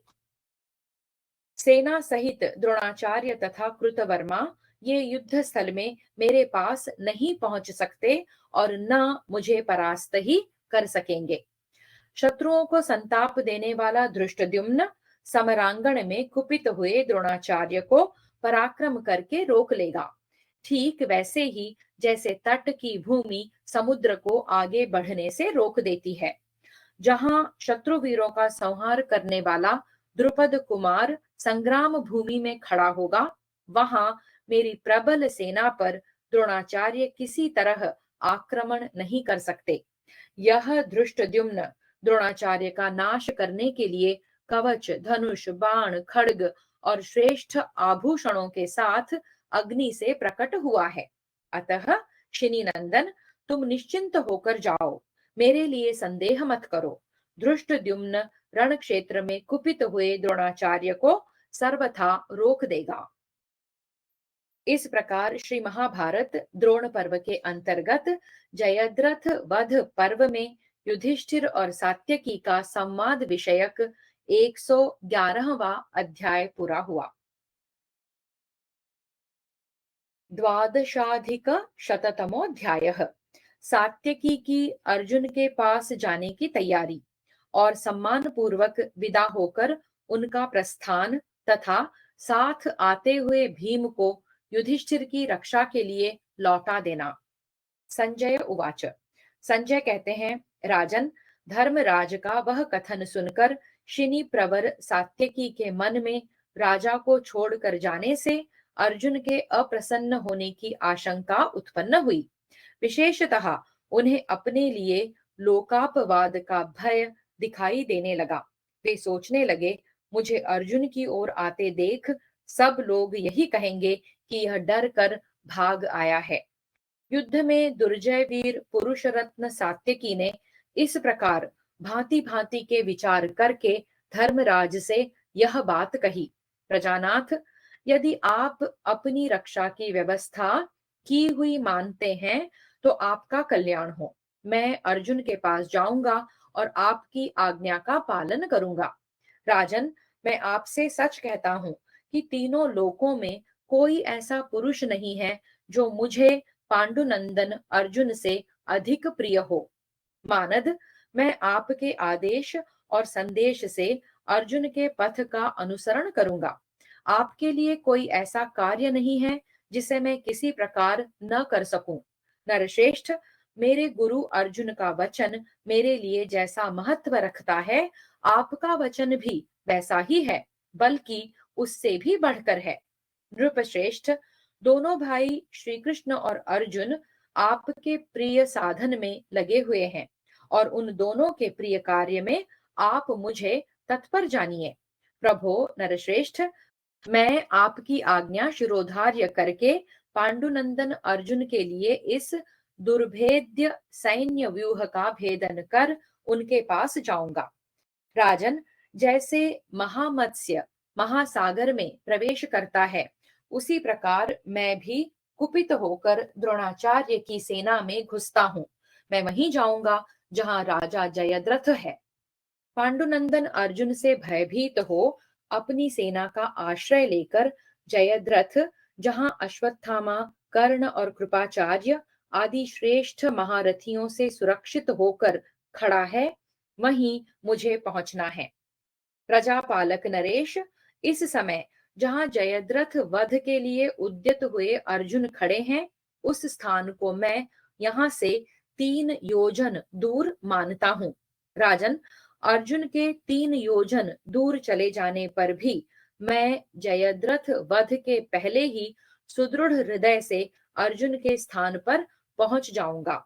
नरेश्वर, गुरु की आज्ञा प्राप्त हुए बिना कौन मनुष्य युद्ध करेगा, और गुरु की आज्ञा मिल जाने पर मेरे जैसा कौन वीर युद्ध नहीं करेगा। प्रभो, मुझे जहां जाना है उस स्थान को मैं जानता हूँ। वह हल, शक्ति, गदा, प्रास, ढाल, तलवार, रुष्टि और तोमरों से भरा है। श्रेष्ठ धनुष बाणों से परिपूर्ण शत्रु सैन्य रूपी महासागर को मैं मथ डालूंगा। महाराज, यह जो आप हजारों हाथियों की सेना देखते हैं, इसका नाम है आंजनक कुल। इसमें पराक्रमशाली गजराज खड़े हैं, जिनके ऊपर प्रहार कुशल और युद्ध निपुण बहुत से म्लेच्छ योद्धा सवार हैं। राजन, ये हाथी मेघों की घटा के समान दिखाई देते हैं और पानी बरसाने वाले बादलों के समान मद की वर्षा करते हैं। हाथी सवारों के हांकने पर ये कभी युद्ध से पीछे नहीं हटते हैं। महाराज, वध के अतिरिक्त और किसी उपाय से इनकी पराजय नहीं हो सकती। राजन, आप जिन सहस्रों रथियों को देख रहे हैं, ये रुक्म रथ नाम वाले महारथी राजकुमार हैं। प्रजानाथ, ये रथों, अस्त्रों और हाथियों के संचालन में भी निपुण हैं। ये सब के सब धनुर्वेद के पारंगत विद्वान हैं, मुष्टि युद्ध में भी निपुण हैं, गदा युद्ध के विशेषज्ञ हैं और मल्ल युद्ध में भी कुशल हैं। तलवार चलाने का भी इन्हें अच्छा अभ्यास है। ये ढाल तलवार लेकर विचरने में समर्थ हैं। शूर और अस्त्र शस्त्रों के विद्वान होने के साथ ही परस्पर स्पर्धा रखते हैं। नरेश्वर, ये सदा समर भूमि में मनुष्यों को जीतने की इच्छा रखते हैं। महाराज, कर्ण ने इन्हें दुशासन का अनुगामी बना रखा है। भगवान श्री कृष्ण भी इन श्रेष्ठ महारथियों की प्रशंसा करते हैं। ये सब के सब कर्ण के वश में स्थित हैं और सदा उसका प्रिय करने की अभिलाषा रखते हैं। राजन, कर्ण के ही कहने से ये अर्जुन की ओर से इधर लौट आए हैं। इनके कवच और धनुष अत्यंत सुदृढ़ हैं। वे न तो थके हैं और न पीड़ित ही हुए हैं। दुर्योधन के आदेश से ये निश्चय ही मुझसे युद्ध करने के लिए खड़े हैं। कुरुनंदन, मैं आपका प्रिय करने के लिए इन सब को संग्राम में मथ कर सव्यसाची अर्जुन के मार्ग पर जाऊंगा। महाराज, जिन दूसरे इन 700 हाथियों को आप देख रहे हैं, जो कवच से आच्छादित है और जिन पर किरात योद्धा चढ़े हुए हैं, ये वे ही हाथी हैं जिन्हें दिग्विजय के समय अपने प्राण बचाने की इच्छा रखकर किरात राज ने सव्यसाची अर्जुन को भेंट किया था। ये सजे सजाए हाथी उन दिनों आपके सेवक थे। महाराज, यह काल चक्र का परिवर्तन तो देखिए। जो पूर्व काल में दृढ़ता पूर्वक आपकी सेवा करने वाले थे, वे आज आपसे ही युद्ध करना चाहते हैं। ये रण दुर्मद किरात इन हाथियों के महावत और इन्हें शिक्षा देने में कुशल हैं। ये सब के सब अग्नि से उत्पन्न हुए हैं। सव्यसाची अर्जुन ने इन सब को संग्राम भूमि में पराजित कर दिया था। राजन, आज दुर्योधन के वशीभूत होकर ये मेरे साथ युद्ध करने को तैयार खड़े हैं। इन रण दुर्मद किरातों का अपने बाणों द्वारा संहार करके मैं सिंधुराज के वध के प्रयत्न में लगे हुए पांडुनंदन अर्जुन के समीप, अर्जुन के पास जाऊंगा। ये जो बड़े बड़े गजराज दृष्टिगोचर हो रहे हैं, ये अंजन नामक दिग्गज के कुल में उत्पन्न हुए हैं। इनका स्वभाव बड़ा ही कठोर है। इन्हें युद्ध की अच्छी शिक्षा मिली है। इनके गंडस्थल और मुख से मद की धारा बहती रहती है। वे सब के सब सुवर्णमय कवचों से विभूषित है। राजन, ये पहले भी युद्ध स्थल में अपने लक्ष्य पर विजय पा चुके हैं और समरांगण में ऐरावत के समान पराक्रम प्रकट करते हैं। उत्तर पर्वत यानी हिमालय प्रदेश से आए हुए तीखे स्वभाव वाले लुटेरे और डाकू इन हाथियों पर सवार हैं।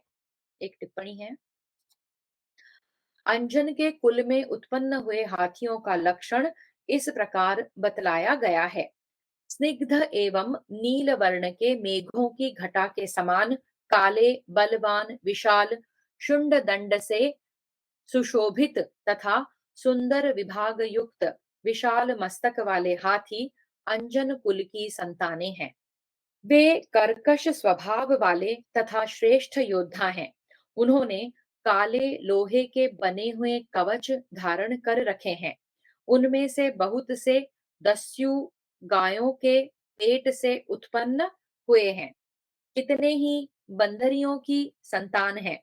कुछ ऐसे भी हैं जिनमें अनेक योनियों का सम्मिश्रण है तथा कितने ही मानव संतान भी हैं।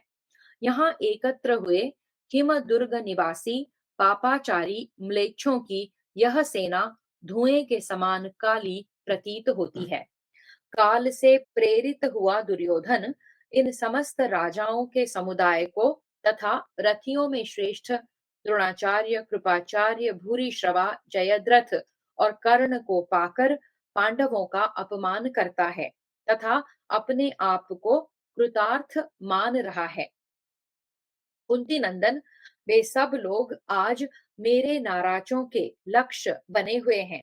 वे मन के समान वेगशाली हों तो भी मेरे हाथों से छूट नहीं सकेंगे। दूसरों के बल पर जीने वाले दुर्योधन ने इन सब लोगों का सदा आदर पूर्वक भरण पोषण किया है, परंतु ये मेरे बाण समूहों से पीड़ित होकर आज विनष्ट हो जाएंगे। राजन, ये जो सोने की ध्वजा वाले रथी दिखाई देते हैं, ये दुर्वारण नाम वाले काम्बोज सैनिक हैं। आपने इनका नाम सुना होगा। ये शूर, विद्वान तथा धनुर्वेद में परिनिष्ठित हैं। इनमें परस्पर बड़ा संगठन है। ये एक दूसरे का हित चाहने वाले हैं। भरत नंदन, दुर्योधन की क्रोध में भरी हुई ये कई अक्षौहिणी सेनाएं कौरव वीरों से सुरक्षित हो मेरे लिए तैयार खड़ी हैं। महाराज, ये सब सावधान होकर मुझ पर ही आक्रमण करने वाली हैं। परंतु जैसे आग तिनकों को जलाकर जला डालती है, उसी प्रकार मैं इन समस्त कौरव सैनिकों को मथ डालूंगा। अतः राजन, रथ को सुसज्जित करने वाले लोग आज मेरे रथ पर यथावत रूप से भरे हुए तरकसों तथा अन्य सब आवश्यक उपकरणों को रख दें। इस संग्राम में नाना प्रकार के आयुधों का उसी प्रकार संग्रह कर लेना चाहिए जैसा कि आचार्यों ने उपदेश किया है। रथ पर रखी जाने वाली युद्ध सामग्री पहले से 5 गुनी कर देनी चाहिए। आज मैं विषधर सर्प के समान क्रूर स्वभाव वाले उन काम्बोज सैनिकों के साथ युद्ध करूंगा, जो नाना प्रकार के शस्त्र समुदायों से संपन्न और भांति भांति के आयुधों द्वारा युद्ध करने में कुशल हैं। दुर्योधन का हित चाहने वाले और विष के समान घातक उन प्रहार कुशल किरात योद्धाओं के साथ भी संग्राम करूंगा, जिनका राजा दुर्योधन ने सदा ही लालन पालन किया है। प्रज्वलित अग्नि के समान तेजस्वी, दुर्धर्ष एवं इंद्र के समान पराक्रमी शकों के साथ भी आज मैं भिड़ जाऊंगा। राजन, इनके सिवा और भी जो नाना प्रकार के बहुसंख्यक युद्ध दुर्मद काल के तुल्य भयंकर तथा दुर्जय योद्धा हैं, रण क्षेत्र में उन सब का सामना करूंगा। इसलिए उत्तम लक्षणों से संपन्न श्रेष्ठ घोड़े, जो विश्राम कर चुके हों, जिन्हें टहलाया गया हो और पानी भी पिला दिया गया हो, पुनः मेरे रथ में जोते जाएं। संजय उवाच। संजय कहते हैं, महाराज, तदनंतर राजा युधिष्ठिर ने सात्यकी के रथ पर भरे हुए तरकसों, समस्त उपकरणों तथा भांति भांति के शस्त्रों को रखवा दिया। तदनंतर सब प्रकार से सुशिक्षित उन चारों उत्तम घोड़ों को सेवकों ने मदमत्त बना देने वाला रसीला पेय पदार्थ पिलाया। जब वे पी चुके तो उन्हें टहलाया और नहलाया। उसके बाद दाना और चारा खिलाया गया। फिर उन्हें सब प्रकार से सुसज्जित किया गया।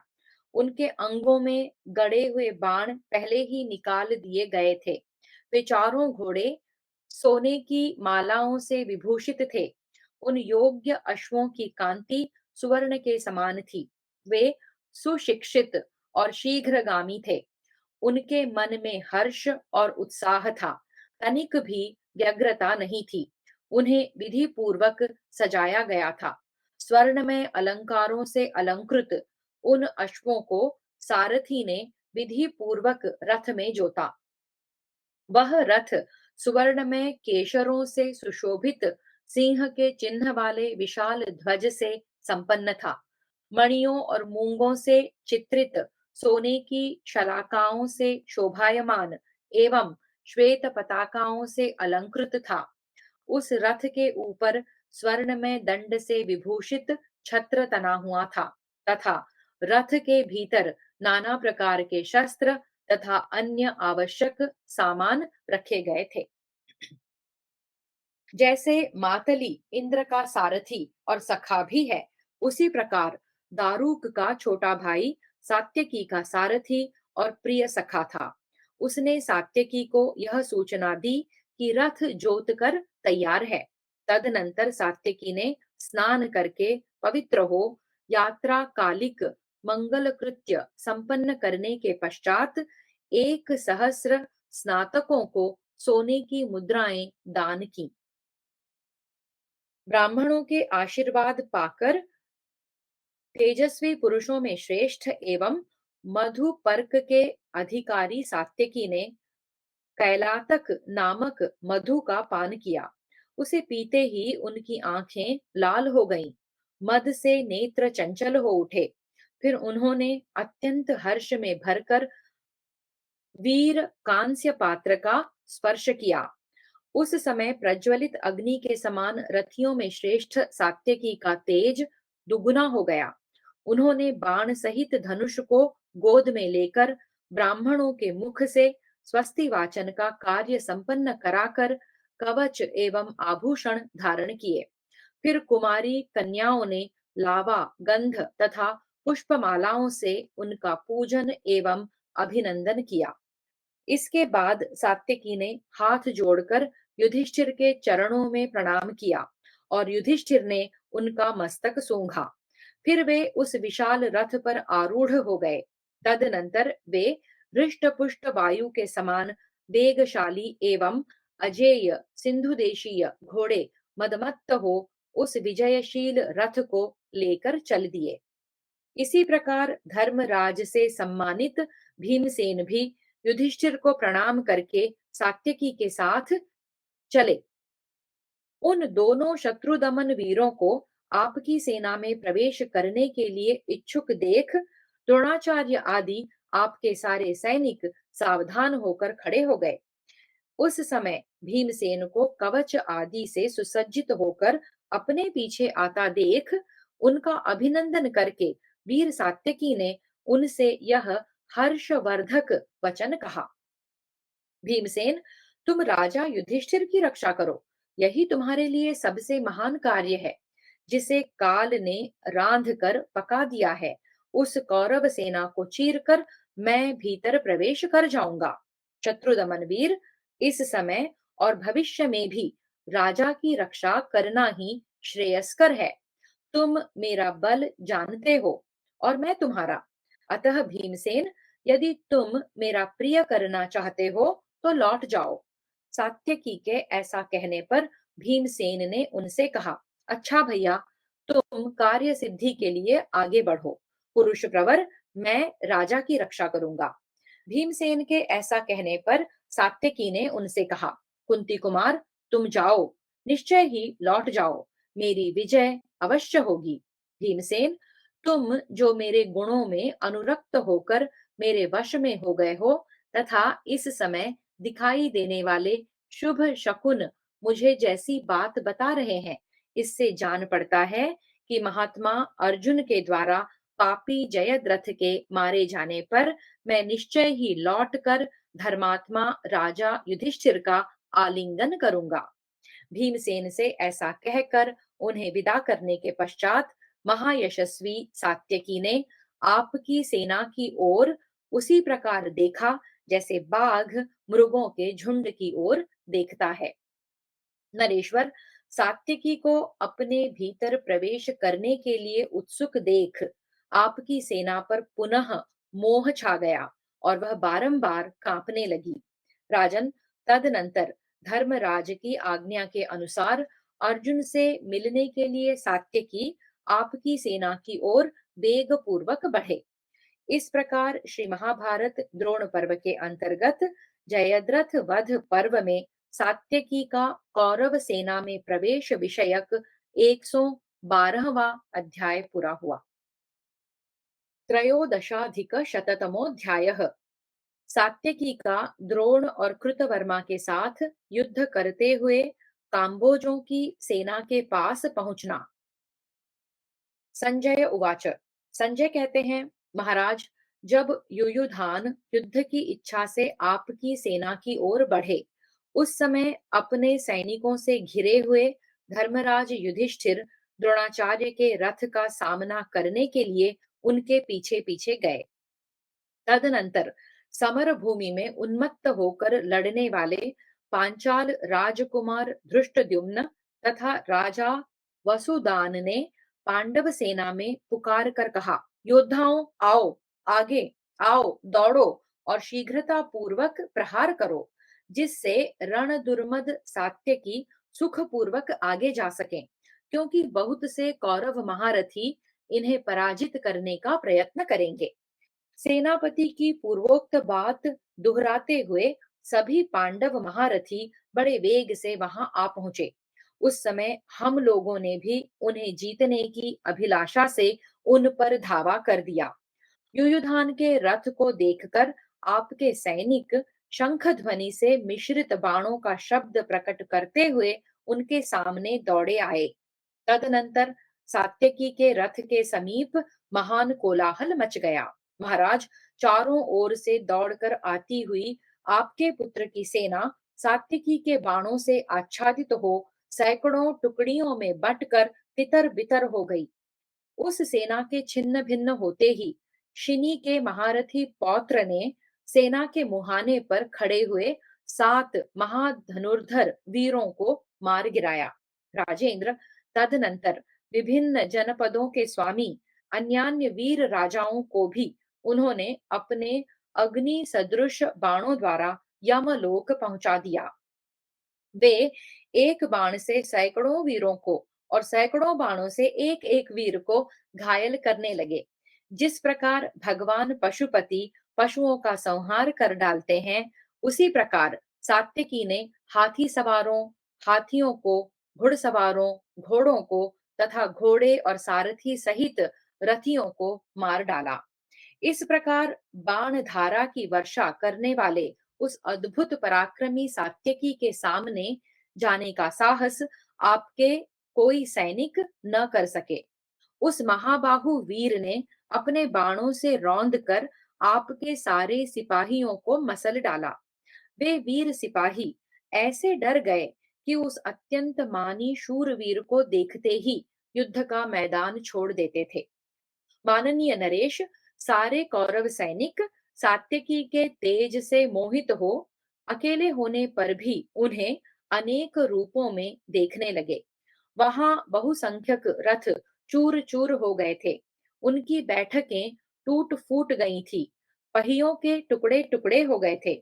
छत्र और ध्वज छिन्न भिन्न होकर धरती पर पड़े थे। अनुकर्ष, पताका, शिरस्त्राण, सुवर्ण भूषित अंगद युक्त चंदन चर्चित भुजाएं, हाथी की सूंड तथा सर्पों के शरीर के समान मोटे मोटे उरु सब ओर बिखरे पड़े थे। नरेश्वर, मनुष्यों के विभिन्न अंगों तथा रथ के पूर्वोक्त अवयवों से वहां की भूमि आच्छादित हो गई थी। वृषभ के समान बड़े बड़े नेत्रों वाले वीरों के सीरे हुए मनोहर कुंडल मंडित चंद्रमा जैसे मुखों से वहां की भूमि अत्यंत शोभा पा रही थी। अनेकों टुकड़ों में कटकर धराशायी हुए पर्वताकार गजराजों से वहां की भूमि इस प्रकार अत्यंत शोभा संपन्न हो रही थी, मानो वहां बहुत से पर्वत बिखरे हुए हों। कितने ही घोड़े सुनहरी रस्सियों तथा मोती की जालियों से विभूषित विचित्र आच्छादन वस्त्रों से विशेष शोभायमान हो रहे थे। महाबाहु सात्यकी के द्वारा रौंदे जाकर वे धरती पर पड़े थे और उनके प्राण पखेरु उड़ गए। इस प्रकार आपकी नाना प्रकार की सेनाओं का संहार करके तथा बहुत से सैनिकों को भगाकर सात्यकी आपकी सेना के भीतर घुस गए। तदनंतर जिस मार्ग से अर्जुन गए, उसी से सात्यकी ने भी जाने का विचार किया, परंतु द्रोणाचार्य ने उन्हें रोक दिया। अत्यंत क्रोध में भरे हुए सत्यक नंदन युयुधान द्रोणाचार्य के पास पहुंचकर रुक तो गए, परंतु पीछे नहीं लौटे। जैसे क्षुब्ध जलाशय अपनी तटभूमि तक पहुंचकर फिर पीछे नहीं लौटता है, द्रोणाचार्य ने रण क्षेत्र में महारथी युयुधान को रोककर मर्म स्थल को विदीर्ण कर देने वाले 5 पैने बाणों से उन्हें घायल कर दिया। राजन, तब सात्यकी ने भी समरांगण में शान पर चढ़ाकर तेज किए हुए सुवर्णमय पांख वाले तथा कंक और मोर की पांखों से संयुक्त हुए 7 बाणों द्वारा द्रोणाचार्य को क्षत विक्षत कर डाला। फिर द्रोण ने 6 बाण मारकर घोड़ों और सारथी सहित सात्यकी को पीड़ित कर दिया। द्रोणाचार्य के इस पराक्रम को महारथी युयुधान सहन न कर सके। उन्होंने सिंहनाद करके लगातार 10, 6 और 8 बाणों द्वारा द्रोणाचार्य को गहरी चोट पहुंचाई। माननीय नरेश, तदनंतर युयुधान ने पुनः 10 बाण मारकर द्रोणाचार्य को घायल कर दिया। फिर एक बाण से उनके सारथी को, 4 से चारों घोड़ों को और एक बाण से उनकी ध्वजा को युद्ध स्थल में बींध डाला। इसके बाद द्रोणाचार्य ने उतावले होकर टिड्डी दलों के समान अपने शीघ्रगामी बाणों द्वारा घोड़े, सारथी, रथ और ध्वज सहित सात्यकी को आच्छादित कर दिया। इसी प्रकार सात्यकी ने भी बिना किसी घबराहट के बहुत से शीघ्रगामी बाणों की वर्षा करके द्रोणाचार्य को ढक दिया। तब द्रोणाचार्य बोले, माधव, तुम्हारे आचार्य अर्जुन तो कायर के समान युद्ध का मैदान छोड़कर चले गए हैं। मैं युद्ध कर रहा था तो भी मुझे छोड़कर मेरी परिक्रमा करते हुए चल दिए। तुम भी अपने आचार्य के समान तुरंत ही समरांगण में मुझे छोड़कर चले नहीं जाओगे तो युद्ध में तत्पर रहते हुए मेरे हाथ से आज जीवित बचकर नहीं जा सकोगे। सात्यकिरुवाच, सात्यकी ने कहा, ब्राह्मण, आपका कल्याण हो। मैं धर्मराज की आज्ञा से धनंजय के मार्ग पर जा रहा हूँ। आप ऐसा करें जिससे मुझे विलंब ना हो। शिष्यगण तो सदा से ही अपने आचार्य के मार्ग का ही अनुसरण करते आए हैं। अतः जिस प्रकार मेरे गुरुजी गए हैं, उसी प्रकार मैं भी शीघ्र ही चला जाता हूँ। संजय उवाच। संजय कहते हैं, राजन, ऐसा कहकर सात्यकी सहसा द्रोणाचार्य को छोड़कर चल दिए और सारथी से इस प्रकार बोले, सूत, द्रोणाचार्य मुझे रोकने के लिए सब प्रकार से प्रयत्न करेंगे, अतः तुम रण क्षेत्र में सावधान होकर चलो और मेरी यह दूसरी बात भी सुन लो।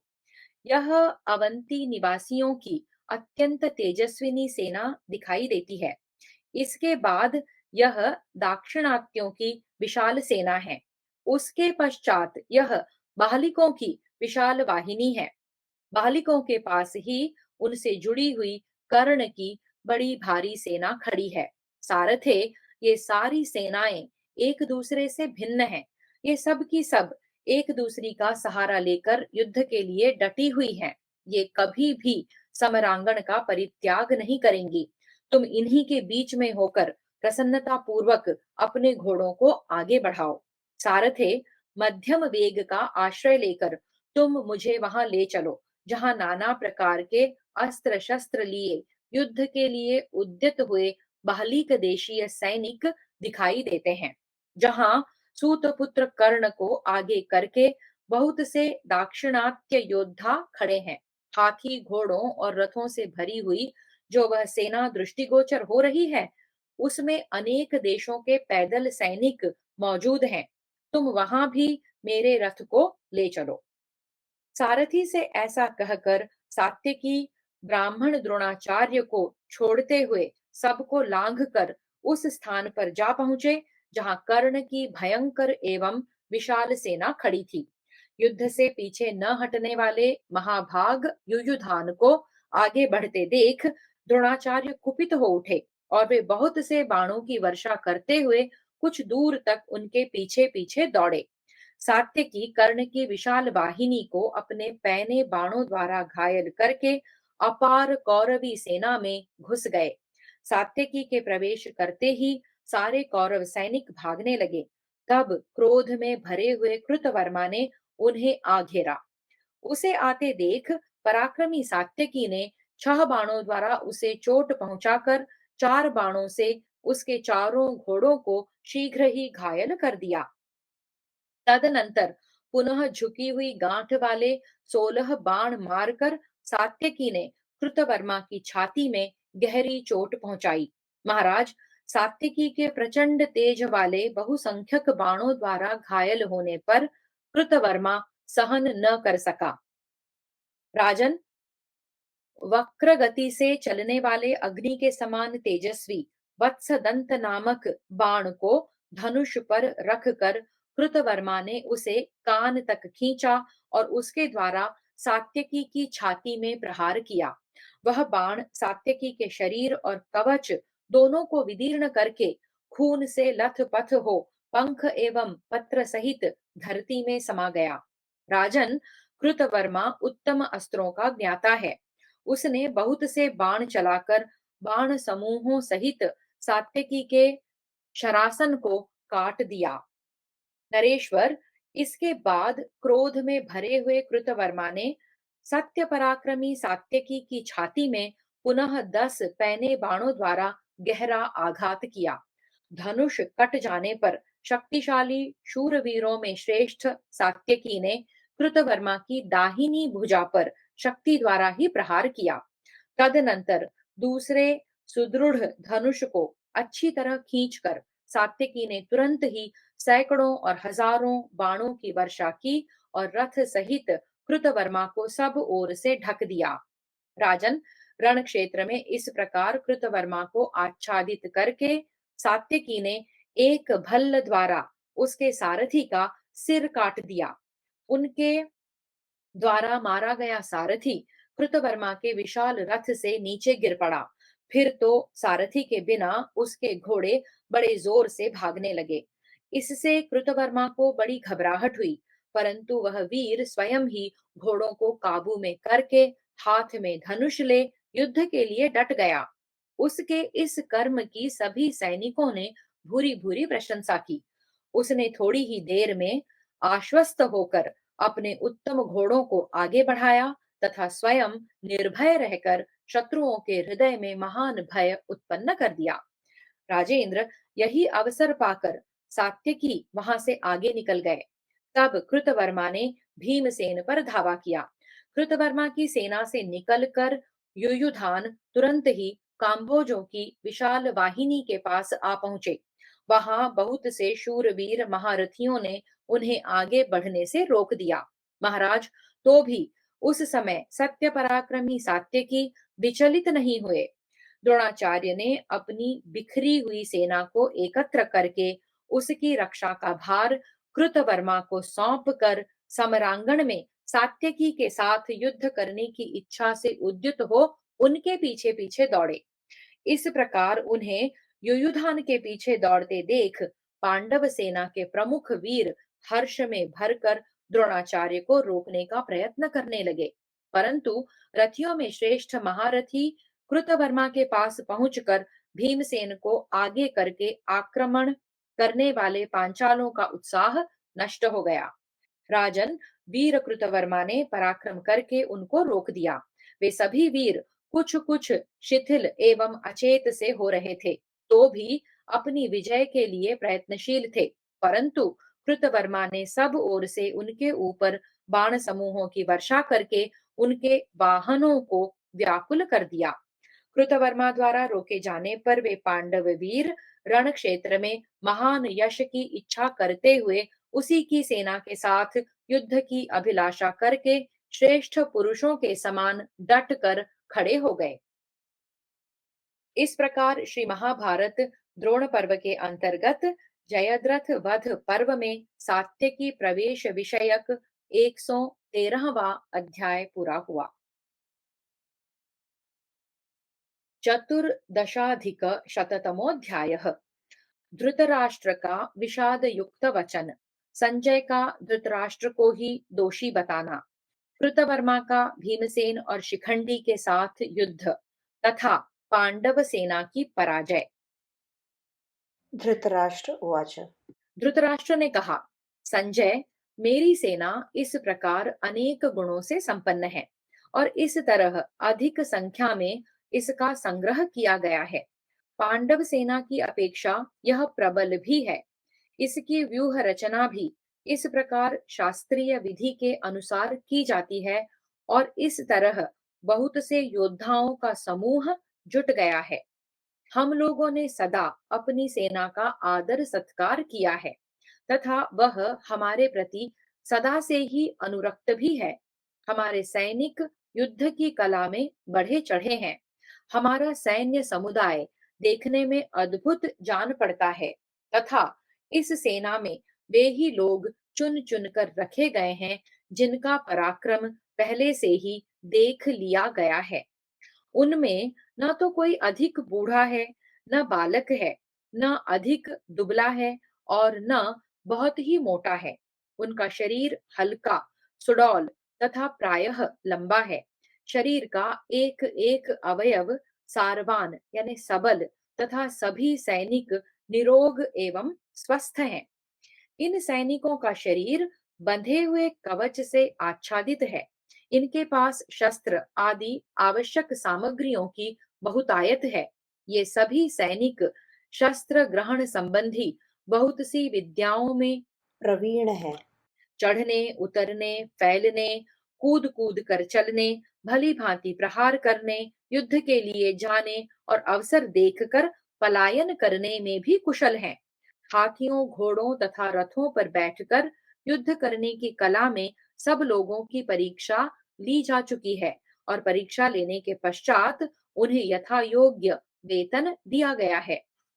हमने किसी को भी गोष्ठी द्वारा बहकाकर, उपकार करके अथवा किसी संबंध के कारण सेना में भर्ती नहीं किया है।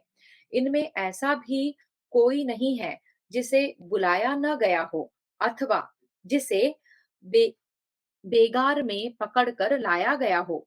मेरी सारी सेना मेरी सारी सेना की यही स्थिति है। इसमें सभी लोग कुलीन, श्रेष्ठ, हृष्ट पुष्ट, उद्दंडता शून्य, पहले से सम्मानित, यशस्वी तथा मनस्वी हैं।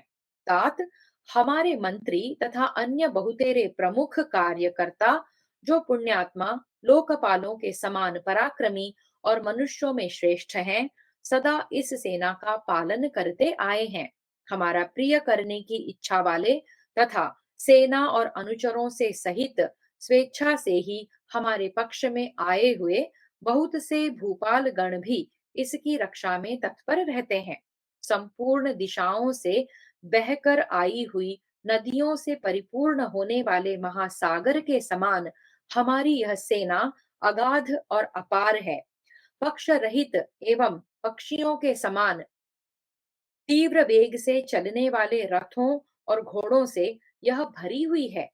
गंडस्थल से मद बहाने वाले गजराजों द्वारा आवृत यह मेरी विशाल वाहिनी यदि शत्रुओं द्वारा मारी गई है, तो इसमें भाग्य के सिवा दूसरा क्या कारण हो सकता है। संजय, मेरी सेना भयंकर समुद्र के समान जान पड़ती है। योद्धा ही इसके अक्षय जल हैं, वाहन ही इसकी तरंग मालाएं हैं। क्षेपणीय खड्ग, गदा, शक्ति, बाण, प्रास आदि अस्त्र शस्त्र इसमें मछलियों के समान भरे हुए हैं। ध्वजा और आभूषणों के समुदाय इसके भीतर रत्नों के समान संचित हैं। दौड़ते हुए वाहन ही वायु के वेग हैं, जिनसे यह सैन्य समुद्र कंपित एवं क्षुब्ध सा जान पड़ता है। द्रोणाचार्य ही इसकी पाताल तक फैली हुई गहराई है। कृतवर्मा इसमें महान हृद के समान है। जलसंध विशाल ग्राह है और कर्ण रूपी चंद्रमा के उदय से यह सदा उद्वेलित होता रहता है। संजय, ऐसे मेरे सैन्य रूपी महासागर का वेग पूर्वक भेदन करके जब पांडव श्रेष्ठ सव्यसाची अर्जुन तथा सात्वत वंशी उदार महारथी युयुधान एकमात्र रथ की सहायता से इसके भीतर घुस गए, तब मैं अपनी सेना के शेष रहने की आशा नहीं देखता हूँ। उन दोनों अत्यंत वेगशाली वीरों को वहां सबका उल्लंघन करके घुसे हुए देख तथा सिंधुराज जयद्रथ को गांडीव से छूटे हुए बाणों की सीमा में उपस्थित पाकर काल प्रेरित कौरवों ने वहां कौन सा कार्य किया। उस दारुण संहार के समय जहां मृत्यु के सिवा दूसरी कोई गति नहीं थी, किस प्रकार उन्होंने कर्तव्य का निश्चय किया। तात मैं युद्ध स्थल में एकत्र हुए कौरवों को काल का ग्रास ही मानता हूँ, क्योंकि रण क्षेत्र में उनका पराक्रम भी पहले जैसा नहीं दिखाई देता है। संजय, श्री कृष्ण और अर्जुन बिना कोई क्षति उठाए युद्ध स्थल में मेरी सेना के भीतर घुस गए, परंतु इसमें कोई भी वीर उन दोनों को रोकने वाला न निकला। हमने दूसरे बहुत से महारथी योद्धाओं की परीक्षा करके ही उन्हें सेना में भर्ती किया है और यथा योग्य वेतन देकर तथा प्रिय वचन बोलकर उनका सत्कार किया है। तात, मेरी सेना में कोई भी ऐसा नहीं है जिसे अनादर पूर्वक रखा गया हो। सबको उनके कार्य के अनुरूप ही भोजन और वेतन प्राप्त होता है। तात संजय, मेरी सेना में ऐसा एक भी योद्धा नहीं रहा होगा जिसे थोड़ा वेतन दिया जाता हो अथवा बिना वेतन के ही रखा गया हो। तात, मैंने, मेरे पुत्रों ने तथा कुटुंबी जनों एवं बंधु बांधवों ने भी सभी सैनिकों का यथाशक्ति दान मान आसन आदि देकर सत्कार किया है। तथापि सव्यसाची अर्जुन ने संग्राम भूमि में पहुंचते ही उन सबको पराजित कर दिया है और सात्यकी ने भी उन्हें कुचल डाला है। इसे भाग्य के सिवा और क्या कहा जा सकता है। संजय, संग्राम में जिसकी रक्षा की जाती है और जो लोग रक्षक हैं, उन रक्षकों सहित रक्षणीय पुरुष के लिए एकमात्र साधारण मार्ग रह गया है पराजय। अर्जुन को समरांगण में सिंधुराज के सामने खड़ा देख अत्यंत मोहग्रस्त हुए मेरे पुत्र ने कौन सा कर्तव्य निश्चित किया। सात्यकी को रण क्षेत्र में निर्भय सा प्रवेश करते देख दुर्योधन ने उस समय के लिए कौन सा कर्तव्य उचित माना। संपूर्ण शस्त्रों की पहुंच से परे होकर जब रथियों में श्रेष्ठ सात्यकी और अर्जुन मेरी सेना में प्रविष्ट हो गए, तब उन्हें देखकर मेरे पुत्रों ने युद्ध स्थल में किस प्रकार धैर्य धारण किया।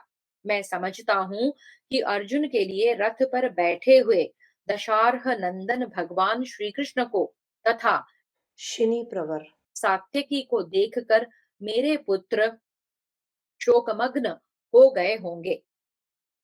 सात्यकी और अर्जुन को सेना लांघ कर जाते और कौरव सैनिकों को युद्ध स्थल से भागते देखकर मैं समझता हूँ कि मेरे पुत्र शोक में डूब गए होंगे।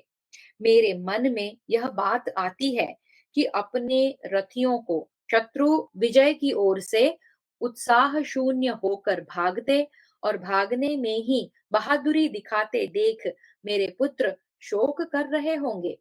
सात्यकी और अर्जुन ने हमारी रथों की बैठकें सूनी कर दी हैं और योद्धाओं को मार गिराया है। यह देखकर मैं सोचता हूँ कि मेरे पुत्र बहुत दुखी हो गए होंगे। सहस्रों वीरों को वहां युद्ध के मैदान में घोड़े रथ और हाथियों से रहित एवं उद्विग्न होकर भागते देखकर मैं मानता हूँ कि मेरे पुत्र शोकमग्न हो गए होंगे। अर्जुन के बाणों से आहत होकर बड़े बड़े गजराजों को भागते गिरते और गिरे हुए देखकर मैं समझता हूँ कि मेरे पुत्र शोक कर रहे होंगे। सात्यकी और अर्जुन ने घोड़ों को सवारों से हीन और मनुष्यों को रथ से वंचित कर दिया है। यह देख सुनकर मेरे पुत्र शोक में डूब रहे होंगे। रण क्षेत्र में सात्यकी और अर्जुन द्वारा मारे गए तथा इधर उधर भागते हुए अश्व समूहों को देखकर मैं मानता हूँ कि मेरे पुत्र शोक दग्ध हो रहे होंगे। पैदल सिपाहियों को रण क्षेत्र में सब ओर भागते देख मैं समझता हूँ मेरे सभी पुत्र विजय से निराश हो शोक कर रहे होंगे। मेरे मन में यह बात आती है कि किसी से पराजित न होने वाले दोनों वीर अर्जुन और सात्यकी को क्षण भर में द्रोणाचार्य की सेना का उल्लंघन करते देख मेरे पुत्र शोकाकुल हो गए होंगे।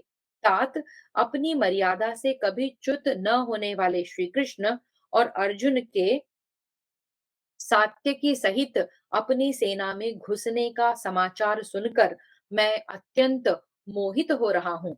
शिनी प्रवर महारथी सात्यकी जब कृतवर्मा की सेना को लांघ कर कौरवी सेना में प्रविष्ट हो गए, तब कौरवों ने क्या किया।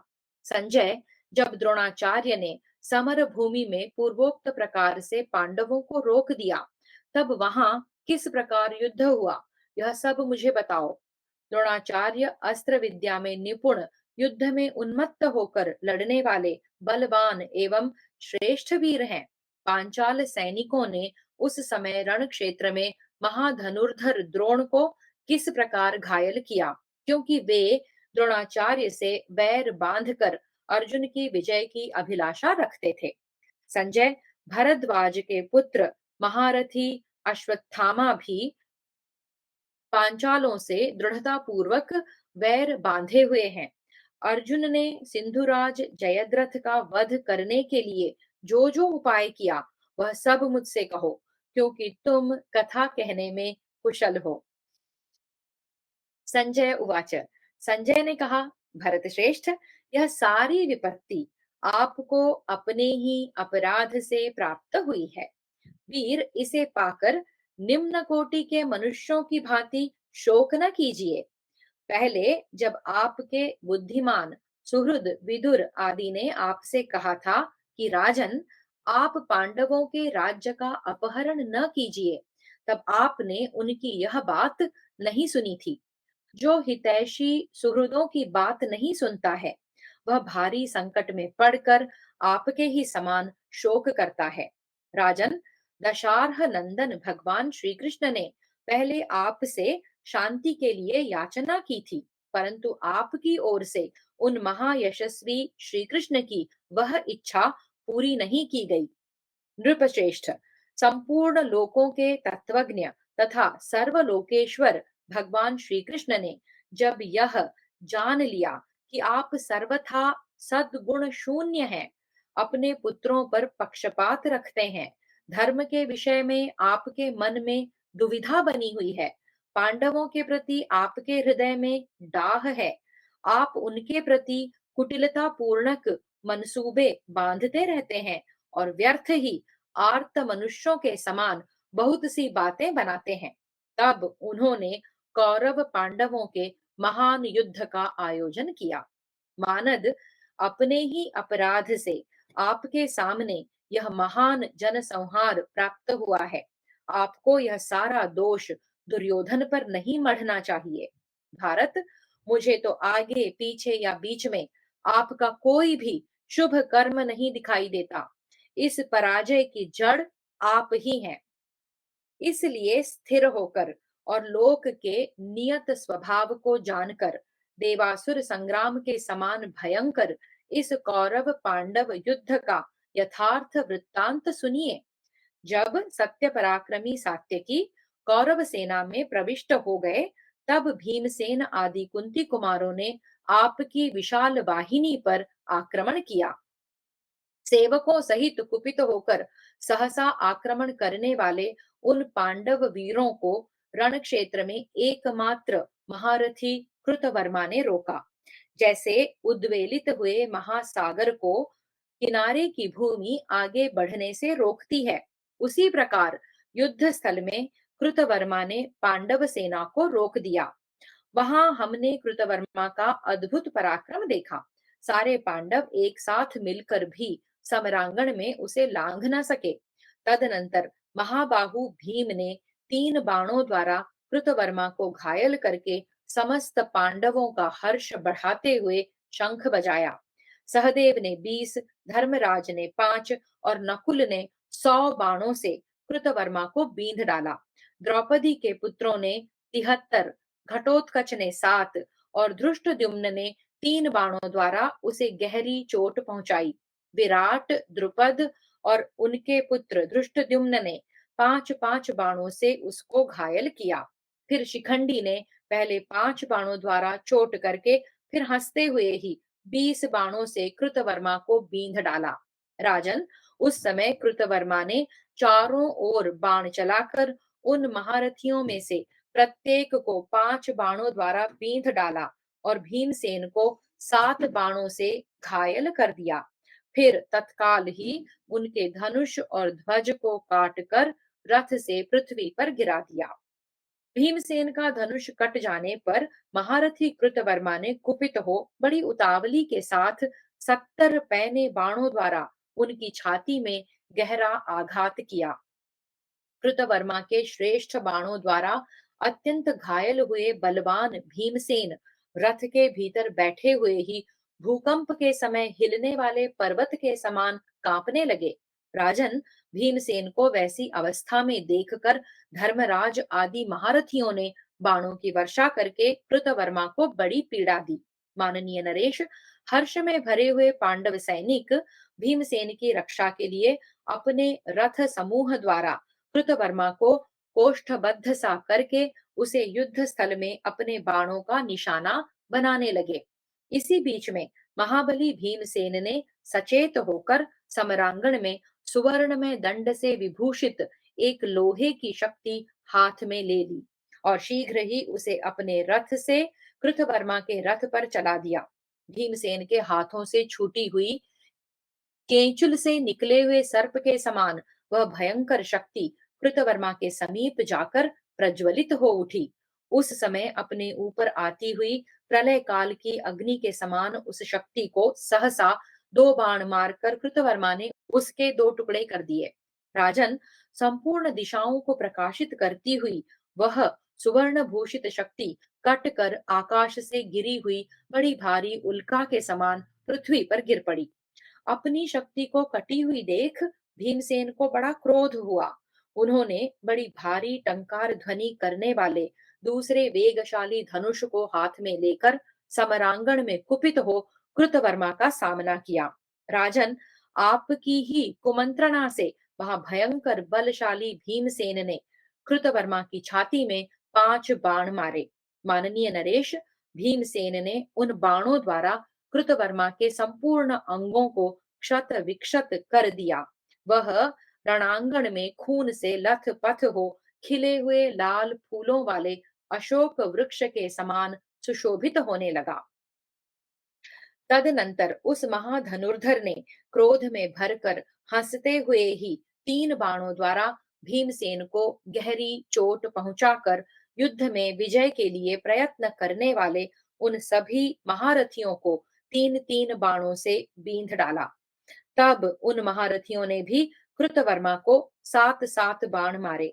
उस समय क्रोध में भरे हुए महारथी कृतवर्मा ने हंसते हुए ही समरांगण में एक क्षुरप्र द्वारा शिखंडी का धनुष काट डाला। धनुष कट जाने पर शिखंडी ने तुरंत ही कुपित हो उस युद्ध स्थल में 100 चंद्रमाओं के चिन्ह से युक्त चमकीली ढाल और तलवार हाथ में ले ली। उसने स्वर्ण भूषित विशाल ढाल को घुमाकर कृतवर्मा के रथ पर वह तलवार दे मारी। राजन, वह महान खड्ग कृतवर्मा के बाण सहित धनुषों को काटकर आकाश से टूटे हुए तारे के समान धरती में समा गया। इसी समय पांडव महारथियों ने युद्ध में जल्दी जल्दी हाथ चलाने वाले कृतवर्मा को अपने बाणों द्वारा भारी चोट पहुंचाई। भरत श्रेष्ठ, तदनंतर शत्रु वीरों का संहार करने वाले कृतवर्मा ने टूटे हुए उस विशाल धनुष को त्याग कर दूसरा धनुष हाथ में ले लिया और युद्ध में पांडवों को 3-3 बाण मारकर घायल कर दिया। साथ ही शिखंडी को भी 3 और 5 बाणों से बींध डाला। तत्पश्चात महायशस्वी शिखंडी ने भी दूसरा धनुष लेकर कछुओं के नखों के समान धार वाले बाणों द्वारा कृतवर्मा का सामना किया। राजन, जैसे सिंह हाथी पर आक्रमण करता है, उसी प्रकार उस रण क्षेत्र में कुपित हुए शूरवीर कृतवर्मा ने समरांगण में महात्मा भीष्म की मृत्यु का कारण बने हुए महारथी शिखंडी पर अपने बल का प्रदर्शन करते हुए बड़े वेग से धावा किया। प्रज्वलित अग्नियों के समान तेजस्वी तथा शत्रुओं का दमन करने वाले वे दोनों वीर अपने बाण समूहों द्वारा दो दिग्गजों के समान एक दूसरे पर टूट पड़े। जैसे दो सूर्य पृथक पृथक अपनी किरणों का विस्तार करते हों, उसी प्रकार वे दोनों वीर अपने श्रेष्ठ धनुष हिलाते और उन पर सैकड़ों बाणों का संधान करके छोड़ते थे। अपने पैने बाणों द्वारा एक दूसरे को संताप देते हुए वे दोनों महारथी वीर प्रलय काल के दो सूर्यों के समान शोभा पा रहे थे। कृतवर्मा ने समरांगण में महारथी शिखंडी को पहले 73 बाणों से घायल करके फिर 7 बाणों से क्षत विक्षत कर दिया। उन बाणों की गहरी चोट खाकर शिखंडी व्यथित एवं मूर्छित हो धनुष बाण त्याग कर रथ की बैठक में बैठ गए। नरश्रेष्ठ, रण क्षेत्र में शिखंडी को विषाद ग्रस्त देख आपके सैनिक कृतवर्मा की प्रशंसा करने और वस्त्र हिलाने लगे। महारथी शिखंडी को कृतवर्मा के बाणों से पीड़ित जान सारथी बड़ी उतावली के साथ उसे रणभूमि से बाहर ले गया। कुंती कुमारों ने शिखंडी को रथ के पिछले भाग में बेसुध होकर बैठा देख तुरंत ही कृतवर्मा को रणभूमि में अपने रथों द्वारा चारों ओर से घेर लिया। वहां महारथी कृतवर्मा ने अत्यंत अद्भुत पराक्रम प्रकट किया। उसने अकेले होने पर भी सेवकों सहित समस्त पांडवों का समर भूमि में सामना किया। महारथी कृतवर्मा ने पांडवों को जीतकर चेदी देशीय सैनिकों को परास्त किया। फिर पांचालों, सृंजयों और महापराक्रमी केकयों को भी हरा दिया। समरांगण में कृतवर्मा के बाणों की मार खाकर पांडव सैनिक इधर उधर भागने लगे। वे रणभूमि में कहीं भी स्थिर न हो सके। युद्ध में भीमसेन आदि पांडवों को जीतकर कृतवर्मा उस रण क्षेत्र में धूम रहित अग्नि के समान शोभा पाता हुआ खड़ा था। समरांगण में कृतवर्मा के द्वारा खदेड़े गए और उसकी बाण वर्षा से पीड़ित हुए पूर्वोक्त सभी महारथियों ने युद्ध से मुंह मोड़ लिया। इस प्रकार श्री महाभारत द्रोण पर्व के अंतर्गत जयद्रथ वध पर्व में सात्यकी का कौरव सेना में प्रवेश तथा कृतवर्मा का पराक्रम विषयक 114वां अध्याय पूरा हुआ। हरि ओम। श्री कृष्णार्पणमस्तु।